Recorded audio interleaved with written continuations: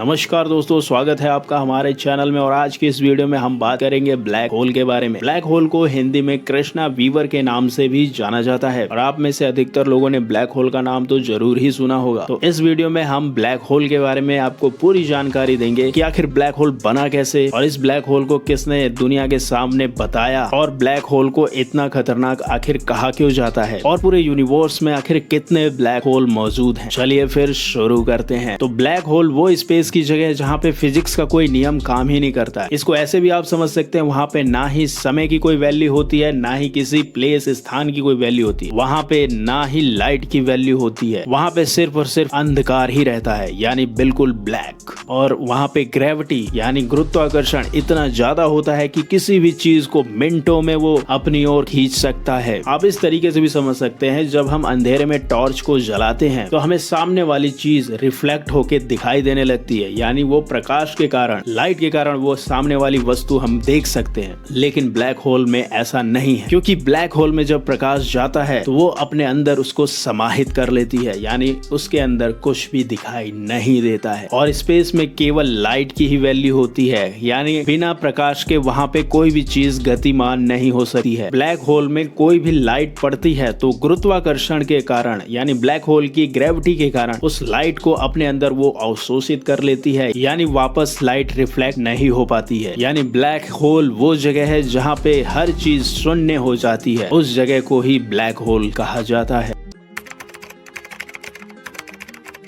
तो तारों से ब्लैक होल कैसे बनता है, तो इसके लिए हमें तारों के लाइफ के बारे में थोड़ा सा ध्यान देना पड़ेगा। किसी भी तारे में दो तरीके के बल लगे होते हैं जो उसको स्टेबल बनाए रखते हैं और जो उसको ऊर्जा भी देते रहते हैं। जो पहला बल कार्य करता है उसको ग्रेविटी कहते हैं और जो दूसरा होता है वो इसका नाभिकीय संलयन, यानी जो न्यूक्लियर ऊर्जा इससे निकलने वाली होती है वो इसको बाहर की तरफ धकेलती है, जिसके कारण तारों की जो स्थिति है वो स्टेबल रहती है।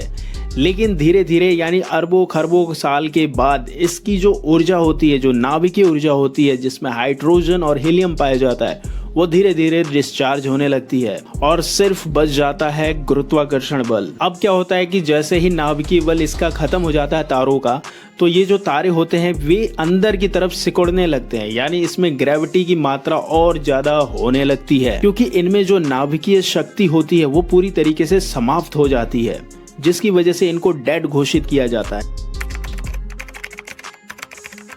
यानी जब तारे में गुरुत्वाकर्षण बल ही रह जाता है तो तारे के कोर में मौजूद जो आयरन होता है, इसमें पाए जाने वाले इलेक्ट्रॉन और प्रोटॉन मिलके न्यूट्रॉन की रचना करते हैं और इसके परिणाम स्वरूप ये होता है कि स्पेस में, यानी ब्रह्मांड में तगड़ा विस्फोट होता है, जिसकी वजह से थोड़ा सा जो बचा हुआ न्यूट्रॉन होता है वो एक तारे का निर्माण करता है या फिर ये बदल जाता है एक बड़े ब्लैक होल के रूप में। तो इस तरीके से डेड तारे से ब्लैक होल का निर्माण होता है और इस तारे के अंदर ग्रेविटी इतनी ज्यादा स्ट्रॉन्ग होती है कि इसके आसपास आने वाली सारी चीजें इस ब्लैक होल के अंदर समाहित हो जाती हैं और इसके अंदर इतना ज्यादा तापमान भी होता है, यानी इतना ज्यादा टेम्परेचर होता है कि इसके पास आने वाली कोई भी चीज जल के राख हो सकती है। और जो साइंटिस्ट है, यानी स्टीफन हॉकिंस, उनके अनुसार ये था कि अगर कोई स्पेस यात्री, यानी जो एस्ट्रोनॉट है, अगर कभी भी ब्लैक होल की चपेट में आ गया, पहले तो वो उसके पास जाएगा तो वो तो जल जाएगा, या फिर अगर किसी तरीके से बच के उस ब्लैक होल के अंदर घुस गया तो होगा ये कि बिल्कुल शून्य अवस्था में चला जाएगा। यानी ब्लैक होल में ना ही प्रकाश की कोई वैल्यू रह जाएगी, ना ही समय की। वो एक तरीके से ये भी हो सकता है कि वो किसी तीसरी दुनिया की आवाज आसानी से भी सुन सकता है। और 2016 में इवेंट हॉरिजन टेलीस्कोप से पहली बार किसी ब्लैक होल की तस्वीर देखी गई थी, जिसकी आप तस्वीर यहाँ देख रहे हैं। और जो ये ब्लैक होल है ये 6.5 अरब गुना बड़ा है सूर्य से। और रिसर्च में एक ये भी रोचक बात आई है कि सूर्य, यानी जो एक तारा है, केवल 5000 अरब साल तक ही अस्तित्व में रहेगा, यानी हमारी पृथ्वी को केवल 5 अरब साल तक ही अपनी रोशनी दे सकता है, क्योंकि इसका भी ईंधन धीरे धीरे खत्म होते जा रहा है। और ब्लैक होल की खोज के लिए 2020 में इन 3 वैज्ञानिकों को नोबेल पुरस्कार से सम्मानित किया गया है। लेकिन ऐसा कहा जाता है कि आइंस्टीन ने ब्लैक होल की थ्योरी दी थी और इस थ्योरी को रोजर पेनरोज ने ही डिकोड किया है, जिसकी वजह से इन्हें नोबेल पुरस्कार से सम्मानित किया गया। यानी इन्होंने ही बताया था कि आखिर ब्लैक होल कैसे बनता है। और आपको जान के ये हैरानी होगी कि हमारी गैलेक्सी यानी ब्रह्मांड में आज भी लाखों अरबों ब्लैक होल्स पाए जाते हैं। यानी कुल मिला के स्पेस में पाए जाने वाला ब्लैक होल वो रहस्यमय चीज है जिसे आज तक वैज्ञानिक सुलझाने में लगे हुए हैं। तो अगर कोई स्पेस एयरक्राफ्ट ब्लैक होल के अंदर चले जाता है गलती से, तो या तो वो हमेशा के लिए गुम हो जाएगा या फिर किसी नए दुनिया की तलाश कर देगा। तो खैर, हम तीसरी दुनिया तलाश पाएंगे या नहीं ये तो बात की बात है, इस पे रिसर्च आज भी होता है। अगर आपको ये ब्लैक होल की जानकारी अच्छी लगी हो तो हमारे चैनल को सब्सक्राइब करिए। तब तक के लिए आप अपना ध्यान रखिए और मुस्कुराते रहिए।